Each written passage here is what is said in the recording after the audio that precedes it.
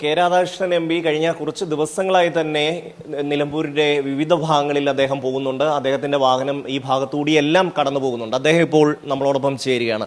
അങ്ങയുടെ വാഹനവും പരിശോധിച്ചിരുന്നു. അങ്ങ് അതിന് വഴങ്ങി, അത് സ്വാഭാവികമായ ഒരു പരിശോധന എന്ന നിലയിൽ അതിന് വഴങ്ങി പോരുകയാണ് ഉണ്ടായത്. എന്താണ് അത് സംബന്ധിച്ചൊന്ന് വിശദീകരിക്കും? നമ്മുടെ തെരഞ്ഞെടുപ്പ് നോട്ടിഫിക്കേഷൻ വന്നു കഴിഞ്ഞാൽ അതിൻ്റെ നിയന്ത്രണം മുഴുവൻ ഇലക്ഷൻ കമ്മീഷൻ്റെ കയ്യിലാണ്.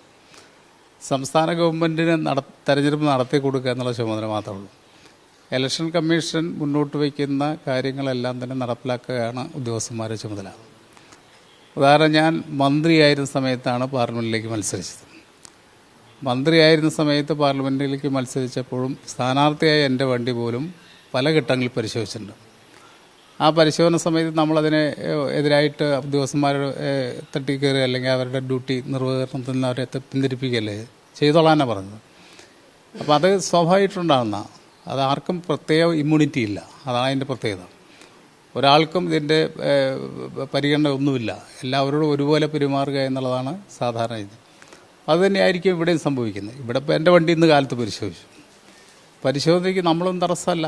പരിശോധിക്കുന്നതിന് വേണ്ടിയാണ് അനധികൃതമായിട്ട് എന്തെങ്കിലും കാര്യങ്ങൾ ചെയ്യുന്നുണ്ടോ എന്ന് പരിശോധിക്കാനാണ്. അത് നമ്മൾ ചെയ്യുന്നില്ലെന്ന് ഉറപ്പുണ്ടെങ്കിൽ നമുക്ക് ആര് പരിശോധിച്ചാലെന്താ? ആർക്കും പരിശോധിക്കാമല്ലോ. ഞാൻ തെറ്റ് ചെയ്തിട്ടുണ്ടെങ്കിൽ മാത്രമാണ് പരിശോധിക്കുമ്പോൾ തടസ്സമായിട്ട് നിൽക്കേണ്ട കാര്യമുള്ളൂ. അല്ലാത്ത സമയത്ത് ആര് വേണം പരിശോധിക്കാം. ബാഗൊക്കെ തുറന്ന് പരിശോധിക്കാറുണ്ട്. നമ്മൾ ഇരിക്കുന്ന സീറ്റിൻ്റെ അടി പരിശോധിക്കാറുണ്ട്. അപ്പോൾ അതൊക്കെ പരിശോധിക്കും. നമ്മൾ അനധികൃതമായിട്ട് വല്ല പണം ഈ തെരഞ്ഞെടുപ്പിനെ സ്വാധീനിക്കാൻ വേണ്ടി ഉപയോഗിക്കുന്നുണ്ടോ എന്നറിയാൻ വേണ്ടിയാണ്. അതിൽ നമ്മൾ അവരെ ഡ്യൂട്ടി തടസ്സപ്പെടുത്തുന്ന നിലപാടല്ല സ്വീകരിക്കേണ്ടത്. അതിനോട് യോജിക്കുകയാണ് വേണ്ടത്. ഇപ്പോൾ ഇന്ന് ഷാഫി പറമ്പിലും രാഹുൽ മാങ്കൂട്ടവും സഞ്ചരിച്ചിരുന്ന വാഹനം ഇന്നലെ രാത്രി എന്തോ പരിശോധിച്ചിരുന്നു. അപ്പോൾ സ്വാഭാവികമായ ഒരു പരിശോധന നടക്കും. പക്ഷേ ഇന്ന് അതൊരു വലിയ വിവാദമാക്കുകയാണ്. പിന്നീട് അതിൻ്റെ വീഡിയോ പുറത്തു വന്നപ്പോൾ രാഹുൽ മാങ്കൂട്ടം ഈ ഉദ്യോഗസ്ഥനെ ഭീഷണിപ്പെടുത്തുകയാണ്. നിങ്ങൾക്കുള്ള പ്രതിഫലം പിന്നീട് തന്നോളാം എന്ന് മട്ടിൽ അവരെ ഭീഷണിപ്പെടുത്തുകയും വളരെ മോശമായി സംസാരിക്കുകയും ചെയ്യുകയാണ്. അത് ഈ തെരഞ്ഞെടുപ്പിനെ എങ്ങനെയൊക്കെ അട്ടിമറിക്കാൻ പറ്റുമോ എന്നുള്ള പരിശോധന അവർ ആദ്യം മുതൽ തന്നെ നടത്തിയിട്ടുണ്ട്. അതായത് തെരഞ്ഞെടുപ്പിൽ എങ്ങനെ വേണമെങ്കിലും മാനിപ്പുലേഷൻ നടത്താൻ വേണ്ടിയുള്ള ഇടപെടലാണ്. അപ്പോൾ ഉദ്യോഗസ്ഥരെ ഭീഷണിപ്പെടുത്തുന്ന സ്ഥിതിയിലേക്ക് ഇപ്പോൾ എത്തിയിരിക്കുകയാണ്. അതിൻ്റെ അർത്ഥം ഞങ്ങളാണ് അടുത്ത ഗവൺമെൻറ്, അതുകൊണ്ട് നിങ്ങൾ മര്യാദയ്ക്ക് നിന്നോളണം എന്നുള്ളത് ആണ് ഇതിലൂടെ നമുക്ക് വ്യക്തമാകുന്നത്. അങ്ങനെയൊക്കെ ഭീഷണിപ്പെടുത്തിയിട്ടും പലതരത്തിലുള്ള കള്ളപ്രചാരവേലകൾ നടത്തുന്നു. അപ്പം പലതരത്തിലുള്ള കള്ളപ്രചാരവേല, ഇപ്പോൾ എയുടെ സ്വാധീനം പോലും ഈ കള്ളപ്രചാരണത്തിന് വേണ്ടി ഉപയോഗിച്ചുകൊണ്ടിരിക്കുകയാണ്. അപ്പോൾ സ്വാഭാവികമായിട്ടും ഈ തെരഞ്ഞെടുപ്പിൽ വിജയിപ്പിക്കാൻ വേണ്ടിയിട്ടുള്ള പല കുതന്ത്രങ്ങളും ഇനിയും ഉണ്ടാകും. ഉദ്യോഗസ്ഥന്മാരെ ഭീഷണിപ്പെടുത്തലല്ല, ബാക്കി എല്ലാ തരത്തിലുള്ള ഭീഷണിയുണ്ടാകും. അതിനെല്ലാം അതിജീവിക്കും ഈ നിലമ്പൂരിലെ ജനത എന്നുള്ളതാണ് ഈ തെരഞ്ഞെടുപ്പിൽ ഉണ്ടാകാൻ വേണ്ടി പോകുന്ന റിസൾട്ട്. തീർച്ചയായിട്ടും ഇടതുപക്ഷ ജനാധിപത്യ മുന്നണി സ്ഥാനാർത്ഥിയായിട്ടുള്ള സഖാവ് എം സ്വരാജിനെ വിജയിപ്പിക്കാൻ വേണ്ടി കക്ഷി രാഷ്ട്രീയത്തിന് അതീതമായിക്കൊണ്ട് ജനങ്ങൾ അണിനിരക്കുന്ന കാഴ്ചയാണ് എല്ലാ സ്ഥലത്തും കാണുന്നത്. അപ്പോൾ സ്വാഭാവികമായിട്ടും അതിനെതിരായിക്കൊണ്ടുള്ള പലതരത്തിലുള്ള കുപ്രചരണങ്ങൾ നടത്തും. അല്ലെങ്കിൽ ഇനി ഒരുപക്ഷെ പല നാടകങ്ങളും ഉണ്ടാകാൻ സാധ്യതയുണ്ട്. ഇപ്പോൾ അങ്ങനെ കണ്ടിട്ടുണ്ട്. അവസാന തെരഞ്ഞെടുപ്പിൻ്റെ തലേദിവസം ആയത് സംഘർഷം ഉണ്ടാക്കി, അവർ തന്നെ ഉണ്ടാക്കി പ്രശ്നങ്ങൾ ഉണ്ടാക്കാനുള്ള സാധ്യതകളും നമ്മൾ തള്ളിക്കളയേണ്ടതില്ല. ഇതിപ്പോൾ രാഹുൽ മാങ്കൂട്ടവും ഷാഫി പറമ്പിലും പറയുന്നത് കണ്ടാൽ ഇതെന്തോ പിണറായി ചെയ്യിപ്പിക്കുന്നതാണ്, ഇപ്പോൾ പിണറായിയുടെ പോലീസാണ് എന്ന് തെരഞ്ഞെടുപ്പ് കമ്മീഷൻ എന്നൊരു പദം പോലും വരാതിരിക്കാൻ അവർ പ്രത്യേകം ശ്രദ്ധിക്കുന്നുണ്ട്.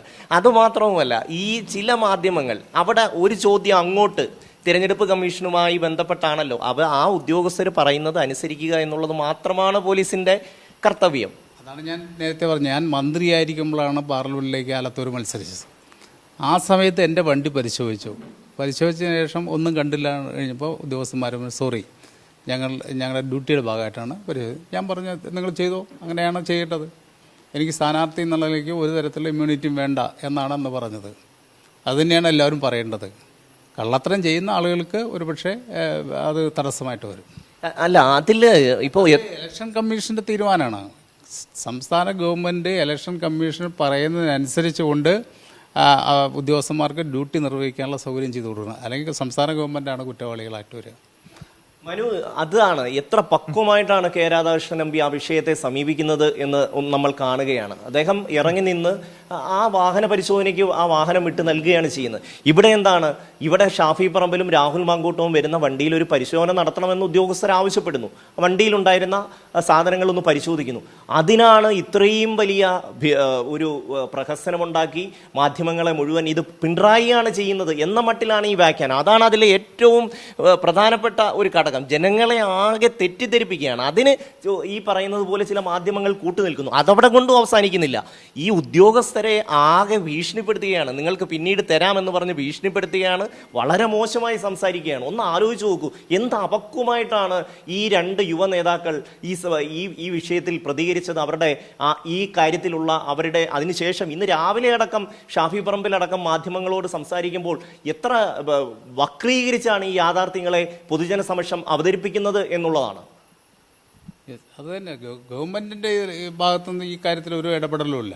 ഇലക്ഷൻ കമ്മീഷനാണ് ഇലക്ഷൻ ഡിക്ലെയർ ചെയ്ത് കഴിഞ്ഞാൽ അതിൻ്റെ നോട്ടിഫിക്കേഷൻ വന്നു കഴിഞ്ഞാൽ ഇലക്ഷൻ കഴിയുന്നവരെ അവർ പറയുന്നതനുസരിച്ച് പ്രവർത്തിക്കുക എന്നുള്ളതാണ് നമ്മുടെ എക്സിക്യൂട്ടീവിൻ്റെ ചുമതല.